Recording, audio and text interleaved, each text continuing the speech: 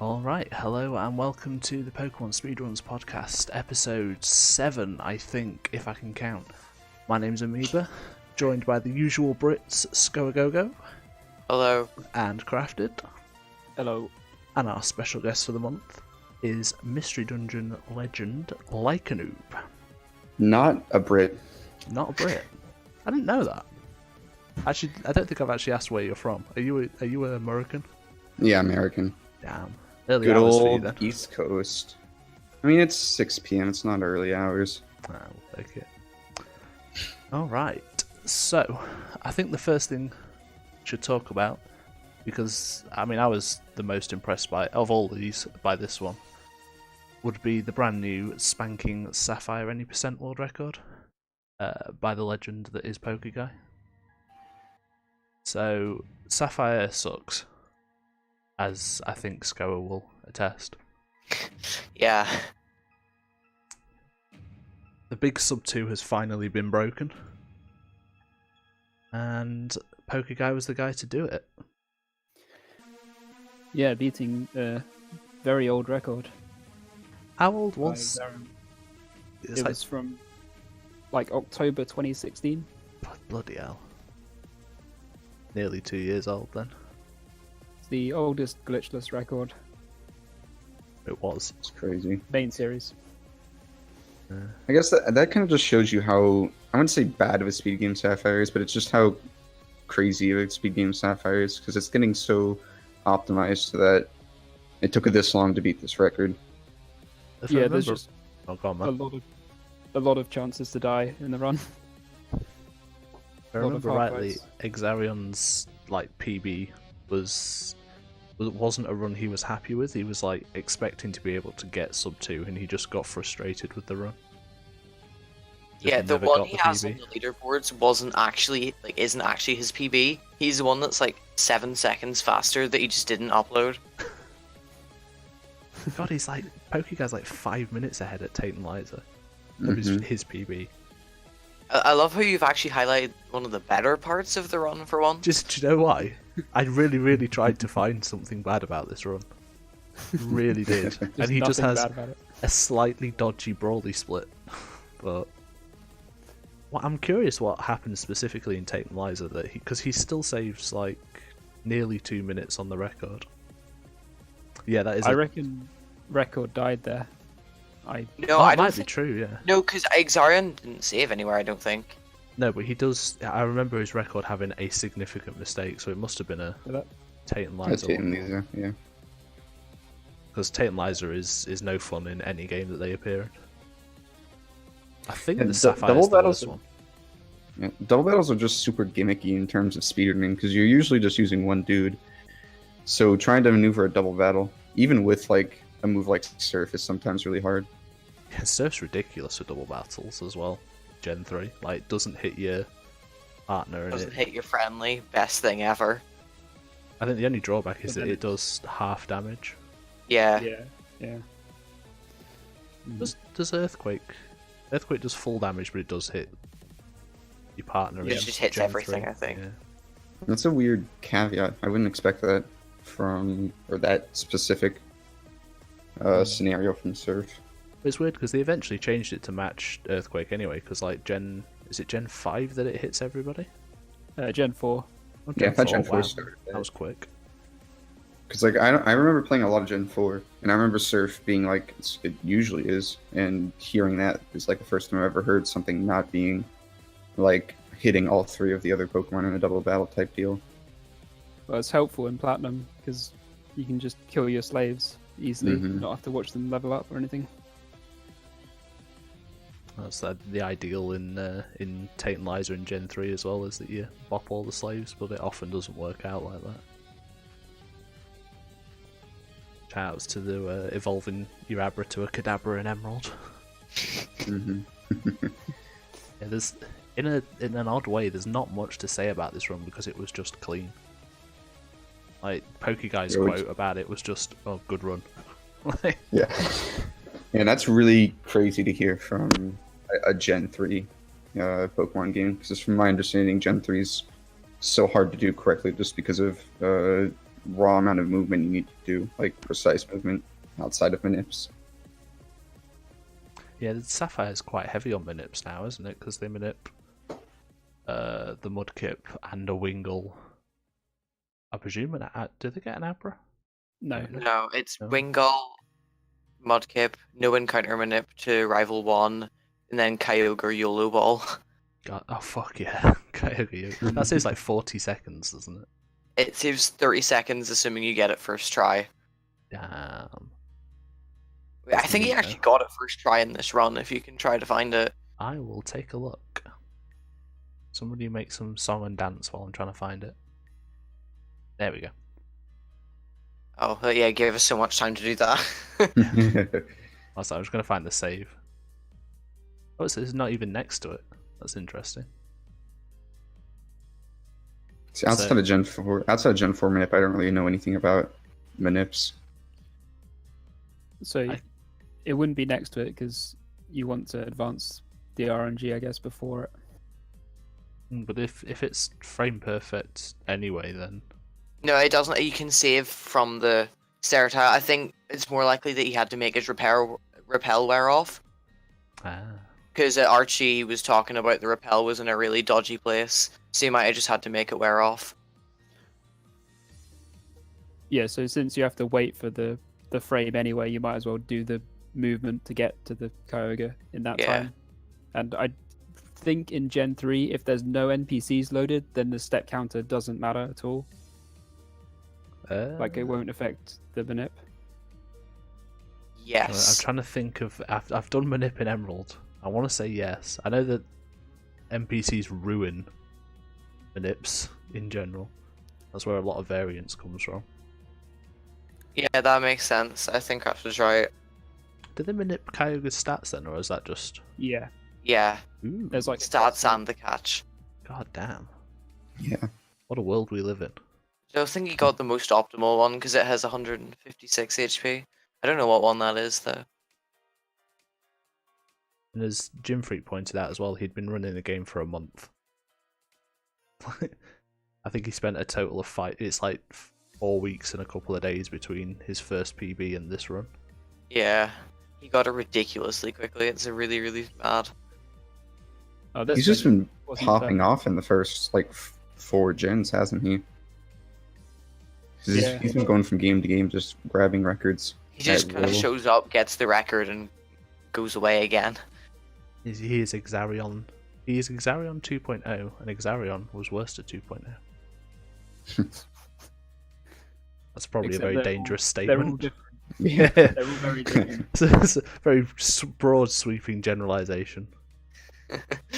There always seems to be a runner like that can just drop between runs and absolutely destroy whatever they touch. And this is, to me, this kind of time period we're in with Pokeguy right now is reminiscent of when Exarion went huge and just destroyed everything. So you might not be doing it in the same way or doing the same runs, but it's... And I'm just getting, like, deja vu from it. I can see him plowing through quite a few more records yet, potentially, if that's what he wants to do. Damn. So Sapphire, the sub 2 is a massive achievement. Finally got bopped by possibly an unlikely person. Pokeguy was not around in the scene for long. Mm-hmm. Going from Sapphire, nip into Gen 4. Crafted, I feel like you need to take this one away. It's a brand new 5-hour record.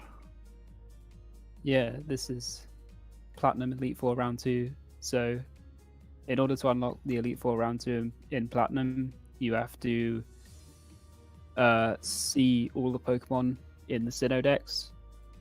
And so you do that by fighting extra trainers during the run, and you also do this chain minute, which is on the screen right now, after the first round. So I manip like 10 encounters in a row here. You have to like do a frame perfect thing when you enter the game, like for the manip at the start. And I managed to get that first try, which is good because it loses like 45 seconds every time you miss that. And then you just have to do very specific movement, and you also have to before like in the Elite Four, I basically look at the Pokeetch step counter and like work out what it is, mod 128. But then you also have to like do other stuff to like work out what it is, and then when I get to the Dusclops, I have to adjust it to like a certain number before I fly, so that it gets to 128 right before when I should get a wing goal, and then it skips over that wing goal. So it's all very like specific this minute. But Scoa, young lad, what does mod 128 mean? You know what? I've no clue. Yeah, because I was here during this run, and I'm pretty sure Crafter tried to explain all this to me during the run. I had absolutely no idea. Fun fact, 2 of the 4 people on the podcast right now have maths degrees. So what do you reckon what were the significant time saves over Worcester's run before this then? Or was it just a general? It's well, I'm not really sure. I think Worcester hit a couple of optionals, which I didn't hit.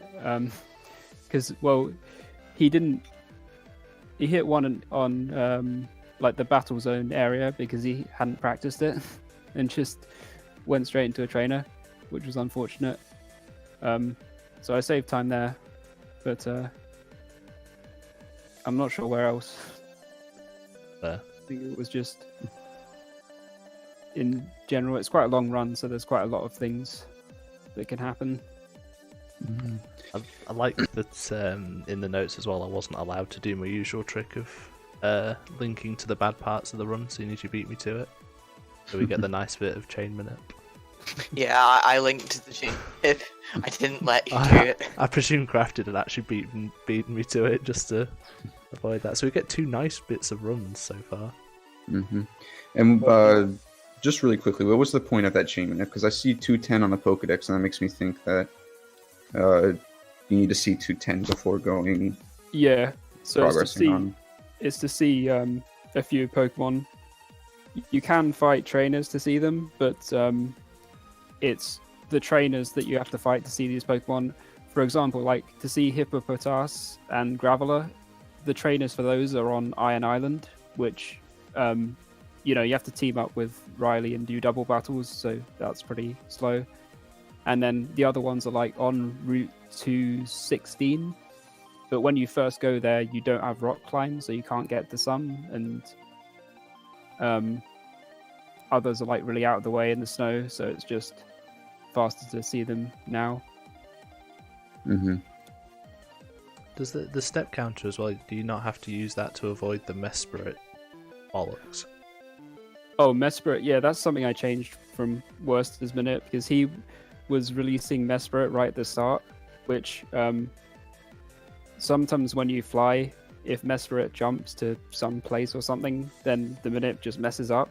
So I changed the minute so that you get Mesprit later, which is slower because you have to fly back to the start, but it means the minute never like messes up randomly.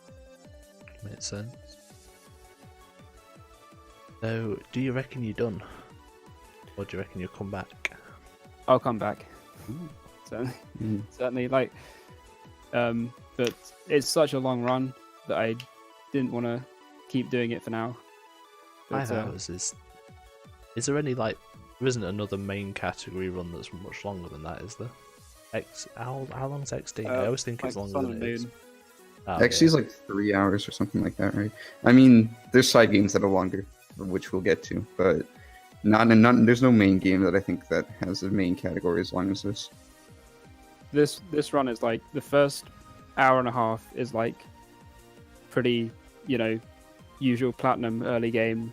Everything's trying to kill you, and then the next like 3 hours after that are just like really relaxed. Like you're just going around like fighting a bunch of extra trainers, and you're like really over leveled for everything, and like everything's easy. And then you've got to do the chain minute 4 hours in. You can't So just call suddenly you have people to focus extras. again. Huh? You can't just call people extras. It's so mean. Damn, congrats, man. That's Thanks. a big run. And just to confirm the podcast bias, we're going to go from Crafted's world record into Scoa's world record. Scoa, how was the run? It was decent. And I've continued the trend, because I'm the one who actually linked this, and I'm pretty sure I linked it to the worst part of my own run. Is this where you didn't get Blaze off of Marshall? Yes, and it's the only major time loss in my run, because for the first time I got a Japanese run that was spinnerless, and then in the Elite Four, the idea is on Marshall, the way it works is you get Sock to hit you, and then that generally gets you into Blaze after you Flare Blitz Conkeldurr. But in this instance, Sock must have low rolled me, and I didn't get Blaze, and I didn't realize, because what I really should have done, if I had realized, I could have just Flare Blitzed Mianshao, and then just healed myself back into Blaze, because you have to be above 55, so you don't die to the recoil. And you've just seen there that Koffagrigus used Psychic on me. I don't know how much damage that does, so that actually could have killed me. It's a solid recovery. I just had no idea. I was like, okay, I'm just going to hope that it hits me, because I actually thought it would die without Blaze. I thought Golurk would have been the thing that stopped me. Shouts to what I ended up... Pansage. Pardon? Pansage is back. Yeah, Pansage got more screen time, so everything's all good. You always need more Pansage screen time. Yeah, Pansage is always the best thing. I mean, it's not too big because I got Cursed Body off of Jellicent anyway, so I would have still lost 20 seconds. But, you know, I would have rather lost 20 seconds than 50 seconds, which is what I ended up losing. Mm-hmm. But, I mean, like, that one small thing cost me so much time. But other than that, the run was pretty good. Very nice. Go on, man. So I always have this like thought of the back of my mind, because like when you run, obviously you don't know Japanese as like fluently, so you're gonna have to like figure out what some things mean. Do you ever like have any trouble like equating? Oh, this means this, and this is what I have to use, like in terms of items. Yes, all the time, because I just know zero Japanese. Like all the menus and stuff, I have some of them memorized. Like in the menus, if it's like a Pokeball, to the left of the name, there's like a wee icon thing with a ball. A wee icon. Yeah, there's a wee icon. Are you making fun of me saying wee? No, because I have a strong accent, so I don't want to start that game. But at the start of the game, the repels are between like two items with icons, so I just have to remember that that's where the repels are, and then I have to keep track of items and how many items I get, so I know how much it's been pushed down in the item list. It must be advantageous for English runs, though. Pardon? Must be good for English runs then, because you get more of a feel of where things are going to be. Yeah, that's why I use Japanese for ages, to like memorize menus better. Like in a lot of the menus, because I actually just came to this randomly one day because Sapphire was annoying me. But I came to this randomly, so I'd forgotten all of the menus, so you can see in some of them that I'm just selecting random items, thinking, "Oh God, where is this?" Mm-hmm. But I mean, it's not too terrible because there are pictures for the items, so you can kind of navigate your way around sometimes. That definitely helps. It seems like it could be a lot harder with earlier games, or like games you can't really manip well. Yeah. All right, man. Congrats on that.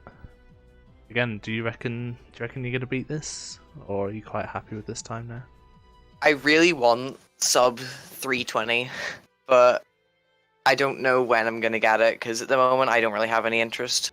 But I submitted it this category to a marathon, so if I get that, I'm probably just gonna come back and get it then. But until then, probably not until Buster goes back to it, Because I don't know, he might not go back to it, but until it gets beaten, probably not going to go back. Ooh. What marathon did you submit to? Oh, flip, I can't remember the name of it. Great. I'm so good. I feel. Absolutely going to give that a plug. But yeah, I don't know. Although I did say that about the last run I did. I said I'm not beating this until Buster does it. So. Buster, Never know, man. where are you? Yeah. Buster's Come busy back, Buster. doing Gen 4 still, isn't he? He's doing Platinum Glitched. Speaking of which, what an excellent segue. Buster. Buster! How nice to see you here. So this is, I forget, is it Pearl? Diamond. I think it's Diamond, Okay, actually. I'm an animal. It's Diamond any% glitchless. And I've been reliably informed it uses Lucky Egg Mini. I wonder if Diamond is faster in Japanese, because it's faster by like a second or something in English because of the text. That's Really? I was always under the assumption Pro was faster, but that might have just been because of old routes. Well, yeah, the old route would use Palkia at the end, so Pearl was better. But yeah, this run uses just Infinite the whole way with Lucky Egg from Chansey. But Speedrunner, why does this run use Infinite when Platinum uses Big Waterbird? Because Platinum is a different game. Alright. Is the short answer. Is it not because there's like a lot of more double battles in Platinum or something, and Surf is like way more useful? I mean, also Platinum has the specs to work with, doesn't it? Well, this game has specs as well. Yeah. But Chimchar is just like in Diamond and Pearl, you can get hidden power early, which makes Chimchar even better. Like it makes Piplup better as well because you can get hidden power water and have a 70 power stab move really early. That's really stupid that you get hidden power and you give a water Pokemon a water type move. Yeah, it's their destiny. So if you were to use Piplup, that's what you would do in Pearl. But yeah, because of like, I have rooted Empoleon in Diamond and Pearl, and it's like not as good as in Platinum because in Platinum you can minute Pokerus. In Pearl you can't minute Pokerus yet. I mean, Underscore been trying to do it. We mentioned that on the last podcast, but we haven't been able to do it yet. And Pokerus is very useful for Empoleon because it means you can actually outspeed stuff. You just happen to meet a bunch of benchmark values then with Pokerus. Yeah. Speed and damage rounds. And also, the AI in Pearl is completely random. Whereas like in Platinum, it's not. It's actually the AI exists, so you can actually predict what things are going to do. Which so if it's just completely random, it's really hard to manip Torrent in situations because it's just random what they use. So whereas with Infinite, you're just like using Flare Blitz or Close Combat. You don't really like you can manip Blaze yourself using Flare Blitz recoil. You don't have to rely on opponents using particular moves or anything. So it's just kind of that's kind of why. When you say completely random, do you literally mean like it's 25% for every move? Yeah.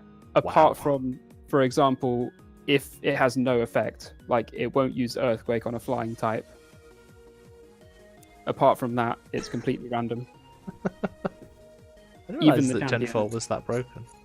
Well, it's just Diamond and Pearl. Yeah, Diamond and Pearl's pretty dumb in terms yeah. of AI. Oh, I did Scoa's trick of referring to Diamond and Pearl as Gen 4. But yeah, so I think Buster's popped up in nearly every month's podcast for a different different PB or a different record. I think it was either last month or the month before that he got the Heart Gold Soul Silver one. Well, that was English, wasn't it? Yeah. So much to keep up with. In fact, he got both of them actually a couple months ago. Yeah. Yeah, congrats to Buster. It's always interesting to see where he goes and what he does. He just, like, I never can catch his streams because he's obviously streams Japanese time, so it's just I occasionally see something pop up on Twitter. Mm-hmm. From there, someone mentioned in chat about Emerald, so we will talk a bit about Emerald. Not the classic speedruns. Because across, I think it was last weekend, Exarion completed the second ever all gold symbols run in Emerald. And I've done my usual trick where I've highlighted the worst bit of the run. And this clip is absolutely insane. Yeah. Quick claw. Is it quick claw guillotine, guillotine, guillotine? No, it's quick claw guillotine, quick claw guillotine, Meteor mash miss guillotine. Okay. Yeah, so it's less than 3%, like someone was saying. That's only for the guillotines. If you count for the misses and the quick claws, it's something like 0.0.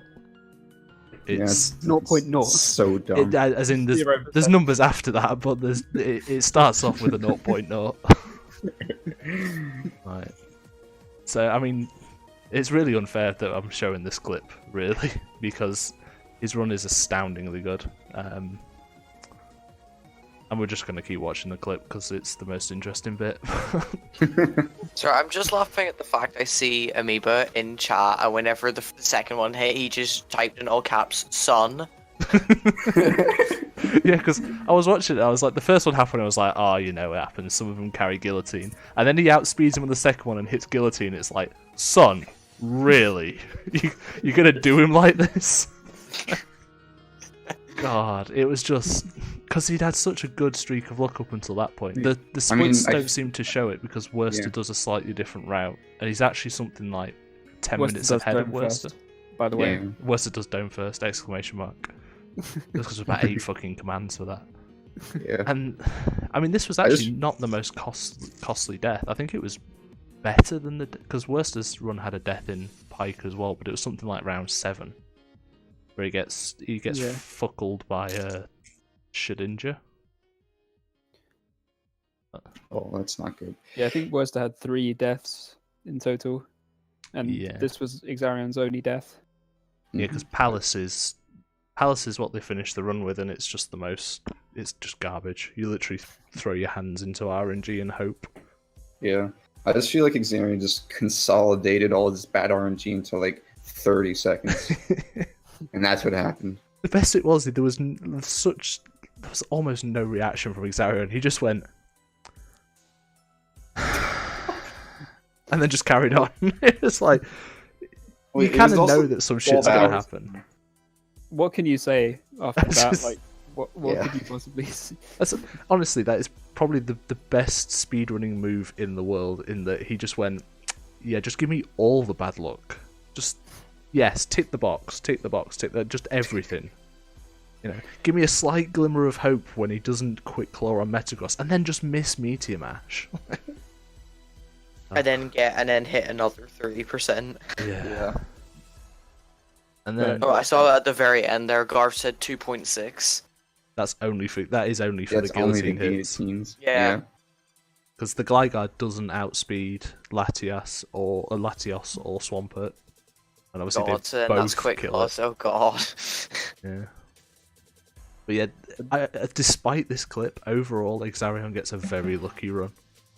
The best part of the run is definitely the Latios manip, where he gets it first try and then finds it very quickly. Mm-hmm. I don't think I actually saw that bit. I was like one of the only bits I actually saw. I was like, oh, this is normal because I don't understand manip. Yeah, so it's like frame perfect to manip the stats, and then just getting the location is just random. And I think he got the location like second try, and the stats first try. Let's see if we can find it. Thank this man for highlighting his videos. God bless. Where does he get Latios? Is it before or after the factory? My God, it's like 17 hours. I'm not going to find the this. Elite Four. I thought it was after the factory. Yeah, it's right after factory. Right after factory. Yeah. Oh, I thought it was after Elite Four. I know Worcester does, Right or before did it factory. did it on, like, he beat the Elite Four and it was the first thing he did. Yeah, because it has to be after Elite Four because you have to manipulate. You have to save before you speak to. Anyway, I found it, so I don't know why I'm still talking. But you have to save before you speak to your dad when he asks you to select what colour the Pokemon is. So you have to do this whole manip. Like, there's about 3 or 4 cutscenes before you can actually get anywhere. Yeah, then, so if you fail the manip, you lose quite a bit of time. Yeah, because you don't realise you failed it until you actually find or catch the Latios. Yeah, and then it's RNG to find it, so you can potentially lose a ton of time here. I think it takes him a few attempts to get the Beldum, ironically. Yeah, this is really good. It takes him a few to get the berry, the Lumberry from that person, but those manips, you barely lose time for failing them compared to this. He gets the important one. Like, he gets the important one first try, and he gets the Mudkip first try as well. Yeah, I mean, we haven't talked about it that much, but his actual glitchless run, 255 with all the extra stuff he does, that's really not bad. Yeah. Because they have to go and pick up a lot of extra items to make the money and mostly the money, really. A few TMs and rare candies. Yeah. Because this one is actually fully glitchless, which is why he has like 5 champion fights or something silly after battle. Mm-hmm. So if you allow glitches for this run, then it just makes it not very interesting.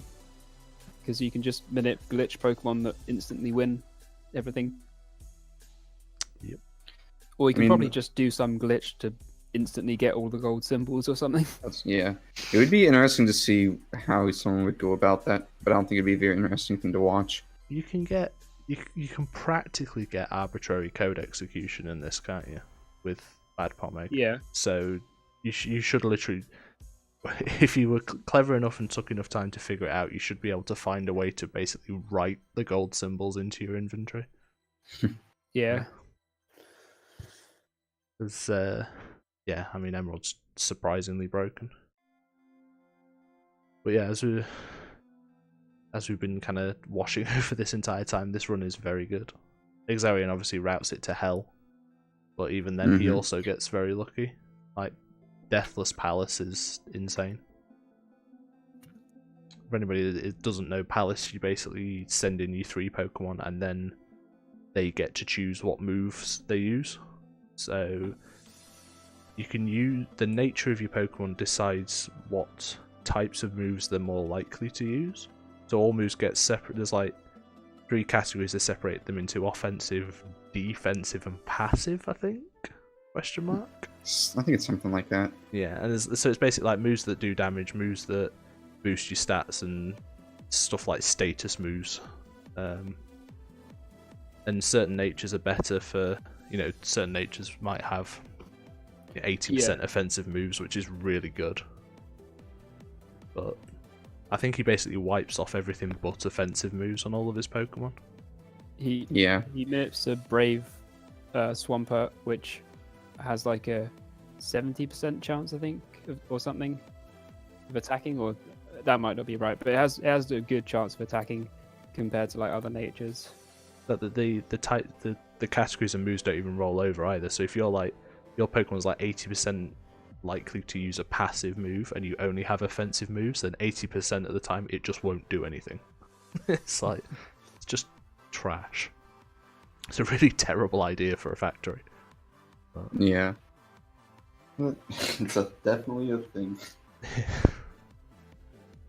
Yeah, so this is, in a sense, it's a world record. In a way, it's not, because it's more like a challenge run. But you can't deny the fact that he knocks like 2 hours off of the first run's time. Mm-hmm. Almost to the second. Stuff like this is a lot. Most of it is like routing, but a lot of it is like endurance and how much you can keep yourself in it mentally. Because I definitely wouldn't be able to do this thing like this long. I wouldn't be able to like keep myself focused for 16 plus hours. Exarion was saying as well with his routing, he's got something silly like a full spreadsheet for every possible trainer and Pokemon combination. So every time a trainer name comes in, he Control F's it into a spreadsheet and then finds all the data on that trainer. Yeah, I remember like the 2 or 3 hours I watched this that Saturday. It was like common that so he had to explain that to people, and that blows my mind of how much time he must have had to put into not only realize it, but like also what's the optimal play around it. He's been working on this for like I think years now. He's been on and off saying that he's going to do it eventually. I think he's basically just spent more and more time and realised how much goes into it, that he's just made his notes better and better and his routing better. He drops Shadow Ball from Metagross because it doesn't affect certain Pokemon. That's interesting. But yeah. Just a really amazing run. I'm almost sad he got such a good run so quickly because he's probably not going to go back and try and beat it. Mm-hmm. I'd almost want more content. And in a similar run, this was actually PM'd to me by the man himself. entrpntr did this little thing, which is Battle Tower in Pokemon Crystal, which Crafted says he's had 1 race of experience doing. Yeah, so Worcester like came up with this category of like many years ago, and the route that he did was he would do the level 10 because you can choose any multiple of 10 level, and depending on the level you go in with, they have different Pokemon. So he did the level 10, which is like the lowest level, and he used Skarmory, Jolteon, and Onix. Skarmory, you'd basically just Toxic stall pretty much everything, and then Jolteon you'd use Thunderbolt for some stuff, and Onix, I don't know what you did with that, but it was useful sometimes or something. And so that, in order to do that strategy, you had to beat the Elite Four, because you wanted to get stuff in Kanto, like you wanted Toxic from Janine and other stuff, I think, too. And you also had to breed the Skarmory in order to get it to, in order to have a level 10 Skarmory, which was very slow. So that run that he did, he got it down to about 4 hours. But I did do a race of this in, I think it was like mid 2014. I did this race with Worcester. I had never done the run before, so it was like a completely blind race, and I think I got like 5 hours something. Jesus. But yeah, it was fun. Anyway, Enter has a better route. He does the level 20 instead, and he has like manips for pokes and stuff. So it looked like he was using Miltank. He was catching a Magikarp, so probably Gyarados, and then this is Wobbuffet also, which I'm very interested to see what he manips for the Wobbuffet. I believe it's just in, is it Dark Cave? Yeah. That's the Gyarados. Alright, here we go. He manips all 3 of the Pokemon. I think it's quite an interesting team as well. Miltank, Wobbuffet, Gyarados. Yeah. So this is his Wobbuffet manip.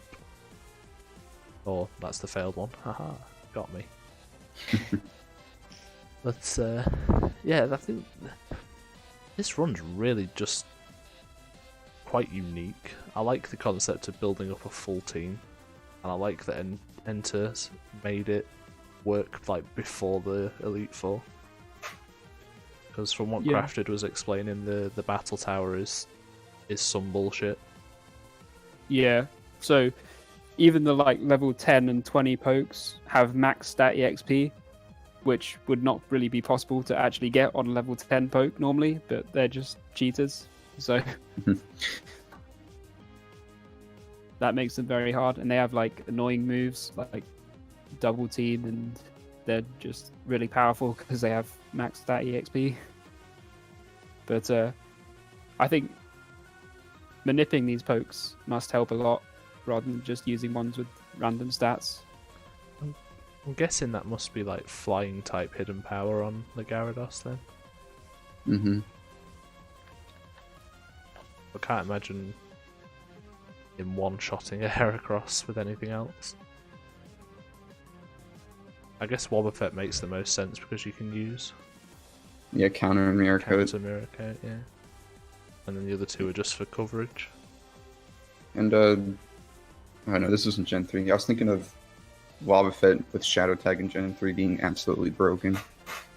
But this is Gen 2. Well, that's another unique one. The good month for Battle Tower runs, which is an unusual statement. Mm-hmm. Now,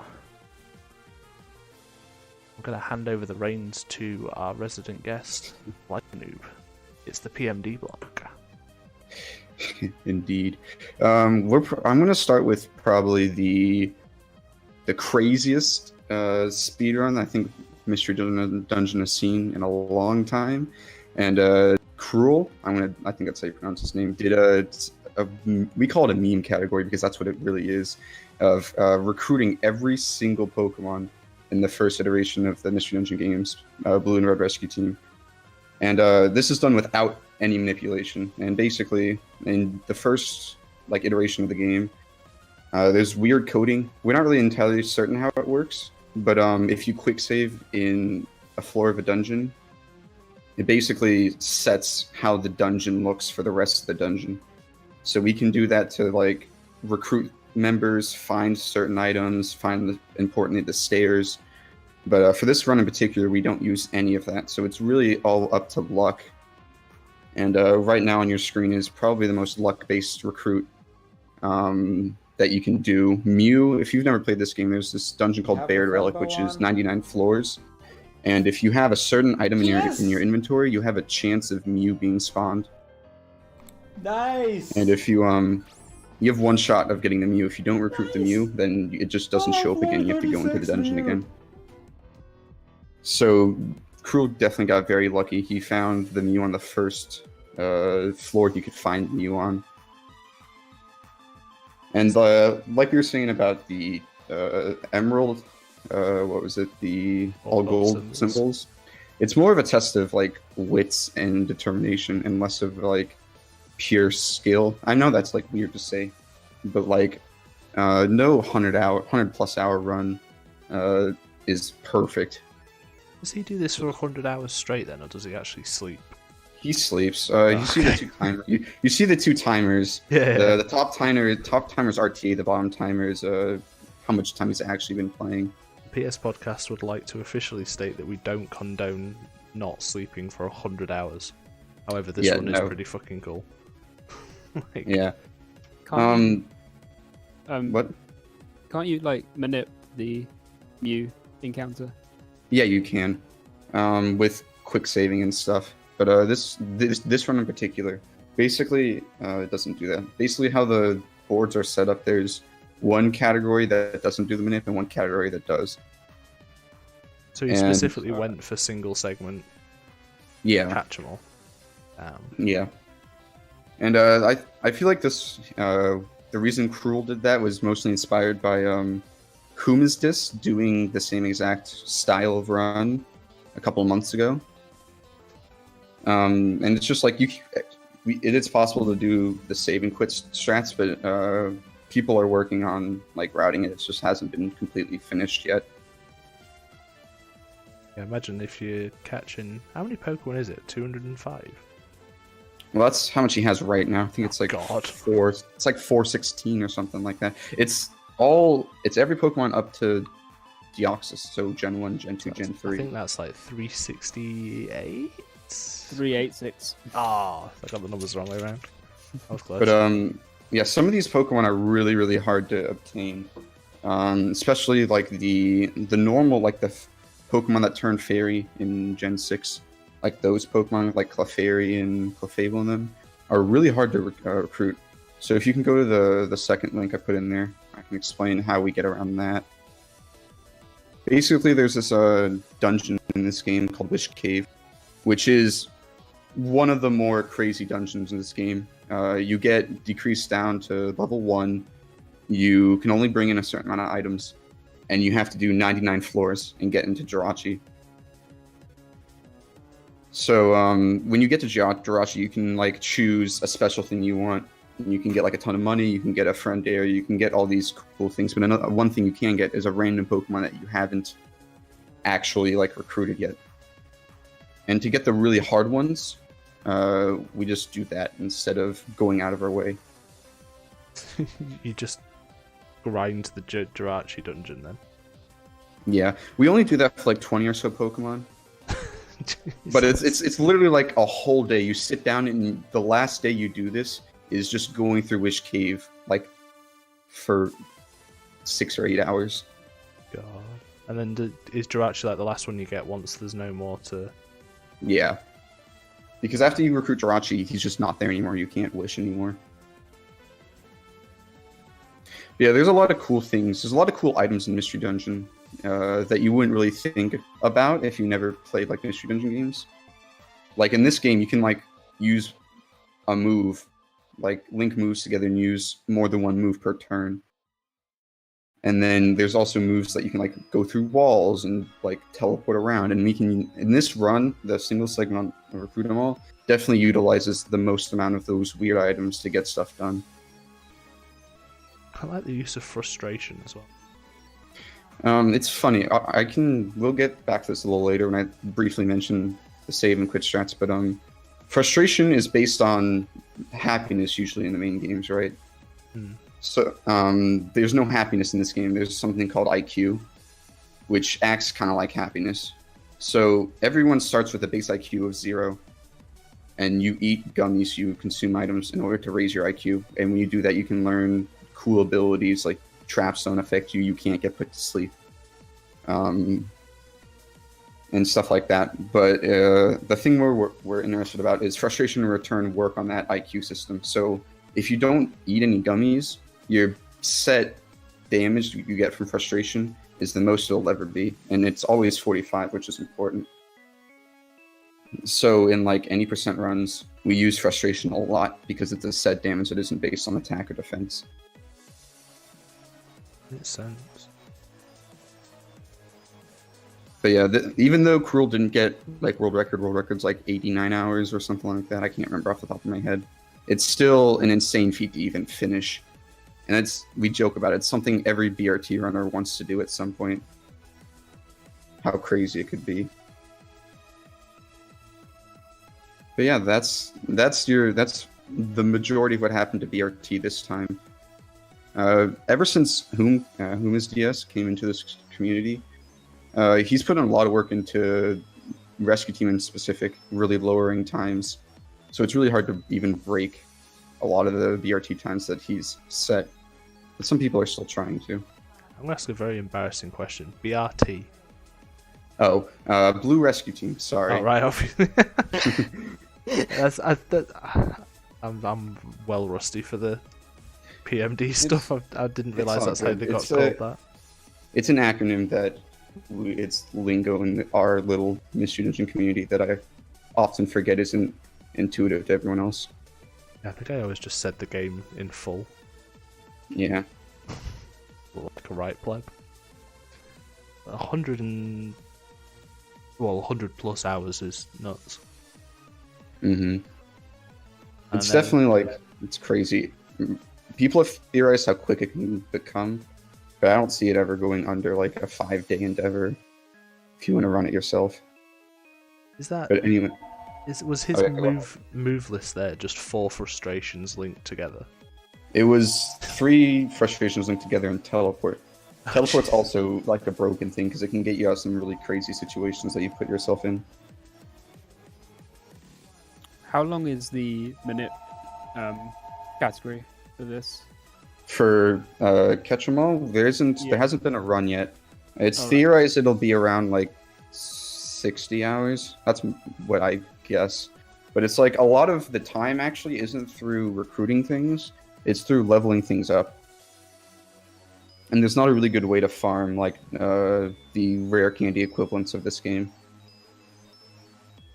So the best way to do it is just to grind off of certain Pokemon in certain dungeons. So which you can imagine is pretty slow. You'd be able to manipulate those Pokemon that you wanted. Something about it. It's definitely not a run that you'll probably see in 2018 just because of the sheer size of it. Like I routed a similar category called All Icons, which is like the post-game percent of this game, and it took me like 2 months to do 6 hours of gameplay. So it would be crazy to figure out how long it'll freaking take to do everything else. Shoutouts to the legend that is Huma's DS in the chat. Nice to see that he dropped in for the PMD block. As we're basically just going to talk about his and Mozzarella's domination in some of these categories. But before we talk about that, I want to bring up a new runner who kind of splurged on this community in Explorers of Sky, to be exact. A little history lesson about Sky. It used to be a 6-hour run for a long time, but then we figured out there's certain items in this game that are absolutely broken. If you can see here, Riolu's just kind of like moving pretty fast, faster than his partners. And that's because there's this item called the Fight Gem, which basically doubles your movement speed. Christ. That's what that is. It has such a high skill ceiling on movement. Like even the top players have a hard time controlling it.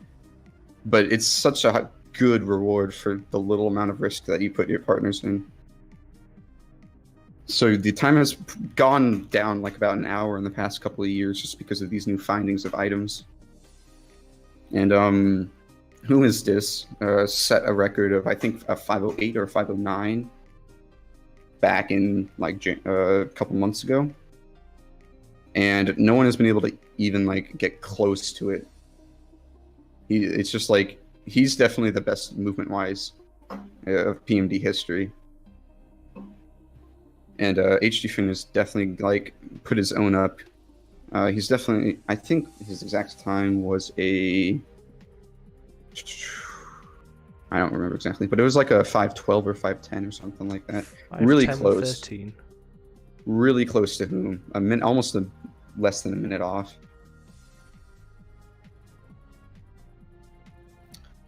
But yeah, Sky's really cool just because some people call it cheating, but we can basically get Wonder Mail codes into the game and basically inject what kind of items, what kind of missions we want. So through that, we can get some crazy items like the Fight Gem and the Weather Band. Because like the crazy thing about the Fight Gem is it's not an equipable item. You can equip things on top of it, and it'll still have the double movement speed effect. So like the one caveat with the Fight Gem is it has to be clear. That it can't be raining, can't be snowing, stuff like that. But the way we get around that in some dungeons that default to like sand is we have a weather band which negates any kind of weather we're in. It's crazy how long or how optimized, quote unquote, this game has become, despite all the crazy RNG that mission. It's interesting that it's that broken. Like, there doesn't seem to be much, like, again, I'm basically linking this to the only PMD knowledge I know of, but there's not much in terms of broken items in BRT. Yeah. Hey, the one thing Rescue Team definitely has is it has like a warp scarf, which I mean this game does have, but it doesn't have like Pokemon specific items like this game does, and that really allows to have some really creative ideas with what you can get. Because I believe there's also another gem I think that affects bug type Pokemon that does the same thing. Your bug types. Hello. Yeah. I've piqued my interest. It's the stat system. I feel like I should mention this, but the way stat works, like the attack defense stuff, doesn't scale directly with. I can't remember. Doesn't scale with main game either. So like you would think that like Igglybuff would definitely be worse than Wigglytuff in terms of stats. But we've data mined these games, and it's actually shown that at like most of the lower levels where stats matter in Mystery Dungeon, Igglybuff is actually better than its evolution in terms of raw stats. Weird. Yeah. The more we look into this game, the more we realize how unconventional it is compared to the other games. Yeah, I like how they kind of have like some mechanics that they've tried, instead of taking like the original game's way of doing them, they've applied them sensibly to things like intimidate, is it? Or intimidator. So if you go to the next clip I have in here, I can actually show you maybe I think what you're talking about. Let's have a look. There's an IQ skill called, which basically has a chance to not allow you to use your move on the Pokemon. Wait, not that. Wait, what? Which one is it? Hold up. Is it not there? Oh, what, is it not there anymore? No, it's fine. I'm sure I saw the one you were on about. But yeah, like the main boss in this game has a ability called Intimidator, which basically does that with. We did it. We did it, boys. Oh yeah, that's what I'm talking about. And we can kind of segue that into Mozzarella Cheese's Time Darkness run. Because it's the same idea as the Sky run. It's just you get a decent amount of items that are good with your disposal and you roll with it. But the thing about Time Darkness, which is different from Sky, is that Riolu isn't a playable character in Time Darkness. So we don't have the ability to use like Fight Gem to completely destroy like the floors. Yeah, this clip is just Cheese getting really unlucky with Intimidator. It's like 6 or 7 Intimidator before he gets the smokescreen off. Which after, because like smokescreen, instead of lowering your accuracy, it just does this weird thing, which is PMD exclusive, which puts you in a whiffer status, which basically just makes your accuracy 0. So as you can tell, there's a lot of broken things about Mystery Dungeon games. And we use almost all of them when we can.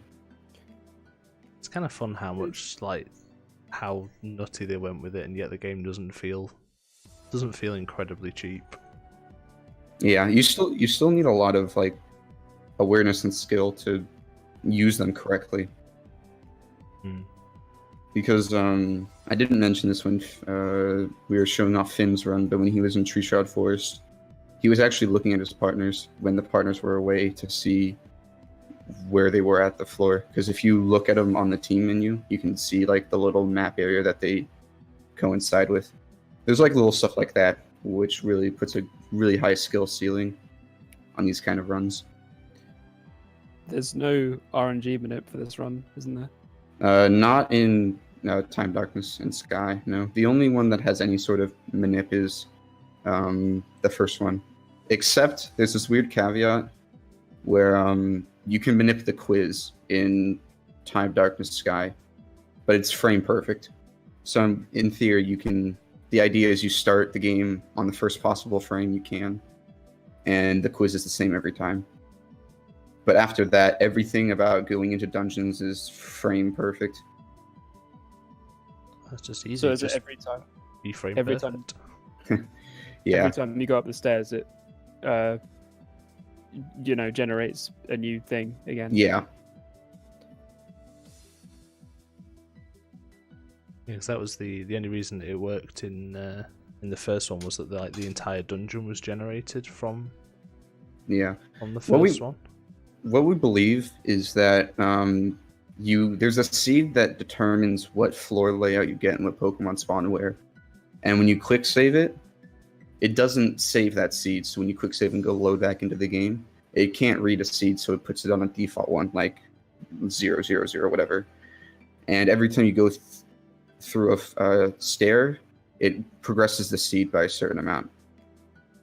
Alright. And it compounds on top of each other. And that's why we quick save sometimes more than once in a dungeon to reset that seed. But yeah, if you quickly go back to the first clip of Cheese in this run, if you were paying close attention, there was a flying. I saw a cat walking on space. There's a flying cat. I don't know what was up with that. No, there's this thing called the mobile scarf in this game, which has very bad drawbacks. There's something called belly in this game, and if you go down to 0 belly, you start starving and die basically. If you're using the mobile scarf and you're walking through walls, which you get that ability when you use the mobile scarf, you lose 5 belly per turn. You're in the wall, which is crazy steep. But in dungeons like Chasm Cave here, there's technically no walls. There's just abyss. So if you bring a mobile scarf with you, you can basically just walk from corridor to corridor, walk from room to room to find the stairs. Which is actually really nice in this dungeon, because it has a really bad floor layout in terms of exploration quickly. It's one of those layouts where all the rooms are around the edge and the middle sections are all little corridors, aren't they? Yeah, we call them the Sky Tower layouts, if you remember going through Sky Tower Peak. That's exactly what I was thinking of. The only bit I remember is that Sky Tower sucked. Yeah. But yeah, using Mobile Scarf in conjunction with weather bands, because also taking passive damage in time darkness is really slow. So if we use weather bands on both the partner and the starter, we don't have to see those animations when we're going through places like Quicksand Cave that is inhabited only by people that have Sandstream. But yeah, you guys have any questions, things to add about it? Nice. Okay. Yeah, you're doing a great job of explaining it, honestly. Every time I think of something, you've kind of already started explaining it. Alrighty. So let's go to the last world record, I'd say, that's happened recently. This one is, I think, the craziest out of all of them. I mean, other than Cruel's insane 100+ hour run. But Mozzarella Cheese went back to Super Mystery Dungeon a couple days ago. Just on a whim. He was like, I'm going to just do a DRS run because I'm tired of playing games that are whipping my butt. But Super is very much a different game than all the other Mystery Dungeon games, except for maybe Gates. But we don't talk about Gates. Anyway, you can do a lot of things in Super that you wouldn't be able to do in the first 2 games. Like here, you're going to see Cheese use wands to get away from a ton of enemies. I've not seen this before. Super, the thing different about Super is it has a lot of different items that you can use, and it's also significantly harder. You can die super easily in Super. They try to get around that by just giving you a crap ton of Reviver Seeds. But even then, people who have run this game definitely have died in places where they shouldn't have, just because of the difficulty of this game. But Cheese is by far probably the best Super player that we've seen. Back in the day, I know this isn't recent, but a couple of years ago, he came out of nowhere and lowered the Super any percent world record from 634 to 608. And we thought that the 634 time that Cobral set was unbeatable. God, Cobral's that's an old boy name. He's been around for a while. Indeed. He still jumps in occasionally to do Mystery Dungeon stuff, but he's, for the most part, not really seen. Oh, and this is something really cool. There's something called tunnel wands, which you can make your own corridors with. So instead of just actually trying to find the stairs, he just makes his own path to it. Damn, that Latios is dead. Indeed. The thing about Mystery Dungeon games, I have to say this, is that there's a lot of idle time. In a 6-hour run like Super, you're going to expect to hold B about 3 hours of that 6. At least you don't have to mash. Yeah. Yeah, and in every single Mystery Dungeon game, all you have to do is hold B to progress the text. I don't know why, but it's the best feature I think I've ever seen in a video game. Yep. Imagine a Pokemon game where you don't have to mash. PokemonSpeedruns where, like, Pokeguy would lose his massive advantage. Yeah. What would we do?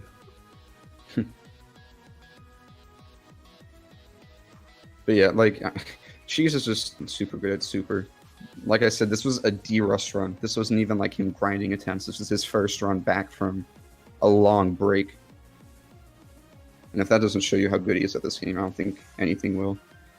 One of the things we've noticed on the podcast, like the past few months, is the mozzarella cheese and Umi's DS names keep popping up in just across the entire Mystery Dungeon series. They're always pushing to set new horizons for every game, which I think is really cool. I wish I was able to do that, but I just don't have the time anymore. I'm really interested in the next thing. I think it's just, it's 5 minutes of cutscenes, what's coming up. I meant more in the notes. Oh, okay. Yeah. So yeah, we can go to the next thing. One thing we like to try to do as a Mystery Dungeon community, because not everyone has 6 hours plus to put into times. They don't have 100 hours to sit down and play games for. We try to do a lot of community-driven events that are kind of quick, kind of easy to just hop yourself into, and are very fun. So I apologize, I can't remember exactly who made a Mystery Dungeon randomizer. If I remember, I'll definitely tell you. But basically, someone found out how to randomize almost everything about the dungeons in Mystery Dungeon of Sky. The Pokemon you can get, the Pokemon you can find, the items you find on the floor, the terrain layouts, the music in the dungeons itself, just anything you can think of. And we've decided to, in lieu of the Crystal Bingo randomizer stuff, we were thinking, hey, we can use randomizer in Mystery Dungeon. This would be fun. And this is, I think, our second tournament that we've dubbed the Beat Drowsy randomizer tournament. So basically, Drowsy is like the first main boss you find in Mystery Dungeon of Sky. It's like around 30 minutes into the game, you have to go on a mission and find Drowsy because he's, I think, stolen a kid or something like that. So we were like, why don't we just have people race to that point in the game with these randomized Pokemon and see who can do them faster. So as we've gone on, very generous people, have also sped up the wrong, speed choice in terms of like Crystal and stuff. Someone's basically made like a speed choice of Mystery Dungeon that's basically cut out most, if not all, of the cutscenes that you have to sit through, and most, if not all, of the text you get, like when you level up, when you learn a move. Like tutorial text is all gone and stuff like that. So it just makes it for a very dynamic experience and very, very entertaining to watch. So it's a nice, let's say 20 minutes, quite a nice change of pace from Mystery Dungeon runs lengths. Indeed. This must be quite fun to do. And these races are so fun to do when you can just have an hour to spare and you're like, I want to play some Mystery Dungeon. Because throughout the past couple of months when we've had this tournament, in theory and in practice, people have always been wanting to always been down to do a couple of ROMs when they've had the free time. And just give an idea of how many people might not want to speedrun these games because of length. We have we have 10 times on the Sky leaderboards for No Wonder Melon, 13 times on the leaderboard for Wondermail, and that's like most of the people do both categories, so that overlaps. We had 28 people sign up for this tournament. Nice. So just to, like, give an idea of, like, people don't want to sit down forever, and that was our idea of trying to appease the people. Appease isn't the right word there, but you know what I mean. Like, give people an option to appeal to the people in a different sense. Yeah. I've just pulled up the first of the PMD bullshit clips. So yeah, as you can imagine, with randomized everything, there can be a lot of garbage. So like, room moves are crazy, like Silver Wind, Ominous Wind, things like that, are crazy because like sometimes you can't do anything. Like, how can Poom really attack this Cacnea that's killing him right now? He can't really do anything.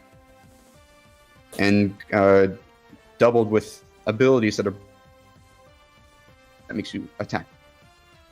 It's just not a good combination. So like, you can have like an amazing ROM, and you can have something like that happen. And then of course, like, also like Exarion's triple guillotine, you can just have something happen like Horn Drill. That's fair. Oh, it doesn't even give you damage for it. It's just, oh, you took massive damage. Yeah, you just die. I remember a couple days ago, I was like, hey, I want runners, people in the tournament, send me some bullshit. Send me some time, like, things of bullshit. And I got like 15 or 20 within the first day. Is this the best? This is the cream of the crop. I do like that Silverwind is like still stat boosting, but it also hits a full room. Silverwind and Ominous Wind both have like the full room stat boosting stuff. Gross. Which is absolutely gross. And remember, like, there's a bug gem that doubles your speed. So bug gem plus Silverwind. That's awful. Oh, yeah. Funny you've said that.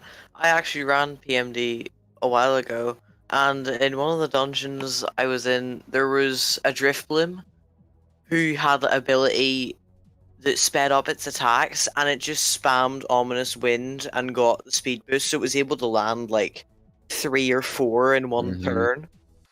And it just destroys me. That's kind of broken that you can still like getting the speed boost then gives you the extra turn for the turn you're on. Yeah. Like, albeit, I think you can only attack twice per turn, even if you're boosted with speed. But if you're like, speed goes up to 4x, so you can move 4 tiles in one turn if you're sped up that much. God. Which is just nauseating.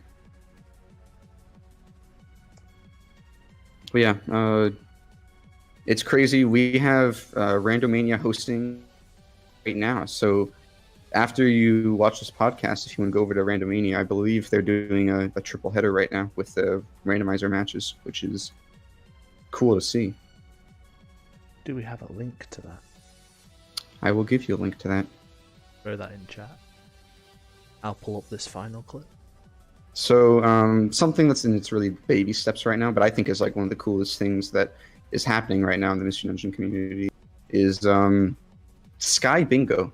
Yes, we can get bingo going in Mystery Dungeon.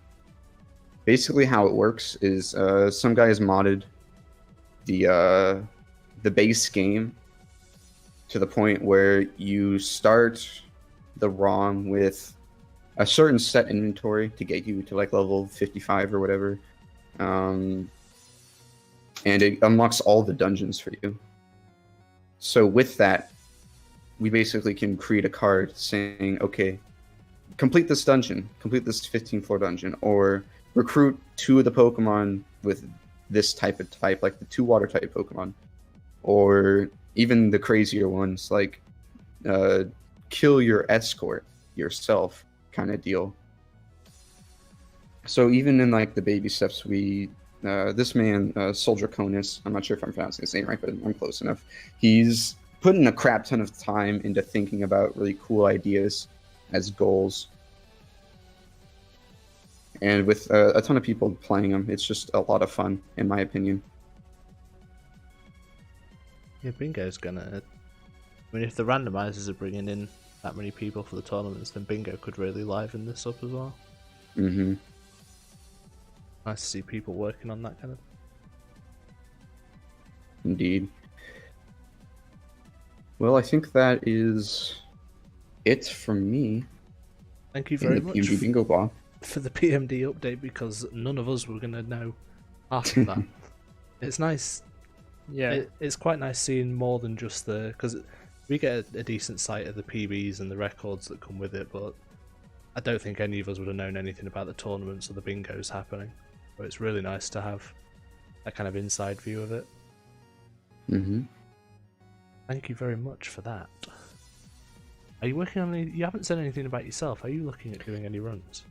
So, actually, this is a really cool... I can talk about this a little bit. So, with the save and quit single segment split, most recently, we've actually added a variable to our times called with Wondermail or without Wondermail, specifically for the BRT segment. And basically, like, in my opinion, my humble opinion, like, any percent's fun to watch, but it really doesn't make sense from a casual perspective because you're Wondermailing in a ton of broken items. So a lot of people would think that, oh, hey, you're Wondermailing in items, this is cheating in a way. Playing the game is cheating. Some people have interesting views. I wouldn't say weird because I wouldn't call them weird, but to like be fair, you do have to use a program to generate the right kind of. Yeah. You're not just happening to find good Wondermails. It's like you've broken the code of it down. So Yeah. I can understand why people would be hesitant for it. Yeah. There's one guy, Chansey_Ness.